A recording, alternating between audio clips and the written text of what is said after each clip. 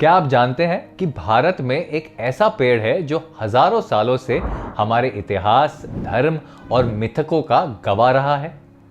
ये कोई साधारण पेड़ नहीं, बल्कि ऐसा पेड़ है जिसके तनों के बीच छुपी है अनगिनत कहानियां, प्राचीन रहस्य, गहरे आध्यात्मिक प्रतीक और कुछ चौंकाने वाले वैज्ञानिक तथ्य।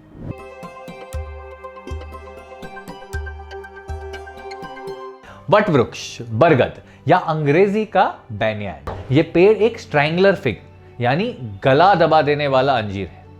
ये सुनकर डरने की जरूरत नहीं है, ये कोई हॉरर फिल्म नहीं है। इसका मतलब ये है कि वटवृक्ष एक बीज से शुरू होता है जो किसी और पेड़ पर गिरता है। फिर ये धीरे धीरे अपनी जड़ें नीचे की ओर बढ़ाता है और इस पेड़ को पूरी तरह से घेर लेता है।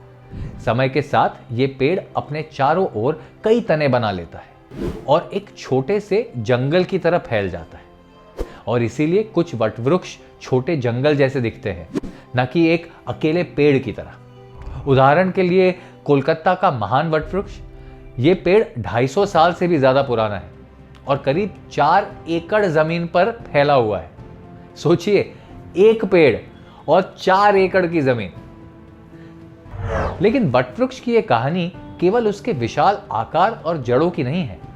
यह पेड़ भारत की संस्कृति और धर्म में भी गहराई से जुड़ा हुआ है। वटवृक्ष केवल एक पेड़ नहीं, बल्कि एक प्रतीक है, एक पवित्र तत्व, एक जीवित दंत कथा। इसका नाम लेते ही कितनी पुरानी यादें ताजा हो जाती हैं। लेकिन दोस्तों, इस पेड़ की छांव में बसने वाली यादों से परे भी एक इसकी अलग ही दुनिया है। मिथक, इतिहास, वनस्पति और कुछ अनोखी जानकारियां। अब बात करते हैं वटवृक्ष की मिथकीय कहानियों की। वटवृक्ष हमारे धर्म और मिथकों में एक महत्वपूर्ण स्थान रखता है। महाभारत की कथा याद है? सावित्री की कहानी, जिसने अपने पति को मृत्यु के पंजों से छुड़ा लिया था, और यह सब हुआ था वटवृक्ष की छांव में। आज भी हिंदू महिलाएं अपने पति की लंबी उम्र के लिए वटवृक्ष की परिक्रमा करती हैं और उसकी जड़ों में धागा बांधती हैं। शिवजी की बात करें तो उन्हें अक्सर वटवृक्ष के नीचे ध्यानमग्न दिखाया जाता है। दक्षिण मूर्ति के रूप में शिवजी ज्ञान के देवता है, जो वटवृक्ष की छांव में बैठे ऋषियों को उपदेश देते हैं। यहां वटवृक्ष आत्मा का प्रतीक है, अमर, अटल और शाश्वत। और विष्णु जी, उनका तो वैसे वटवृक्ष से कोई खास संबंध नहीं है, लेकिन एक कहानी ऐसी भी है। जब प्रलय हुआ और सारी दुनिया पानी में डूब गई, तब विष्णु जी एक शिशु के रूप में वट के पत्ते पर तैरते हुए प्रकट हुए। यह एक नया जीवन और पुनर्जन्म का प्रतीक है। संसार चाहे कितना भी तबाह हो जाए, जीवन हमेशा किसी न किसी रूप में लौट आता है। वर्ली, मुंबई का वो समृद्ध उपनगर, इसका नाम भी वटवृक्ष से जुड़ा है। वर्ली नाम की उत्पत्ति में कई धारणाएं हैं, जिसमें से एक ये है कि इसका संबंध मराठी शब्द वड से है, जिसका अर्थ है बरगद। कभी ये वडली द्वीप बरगद के पेड़ों से भरा हुआ था। आज भले ही ये पेड़ गायब हो गए हों, लेकिन नाम के जरिए उनकी छवि अब भी जिंदा है। वाटिका, जिसका अर्थ बाग है, और वड अक्सर उन स्थानों से जुड़ा होता है जहां वटवृक्ष उगाया जाता था।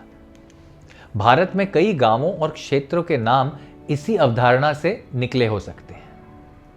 भारत ही नहीं, पूरी दुनिया में बरगद का नाम आदर और सम्मान के साथ लिया जाता है।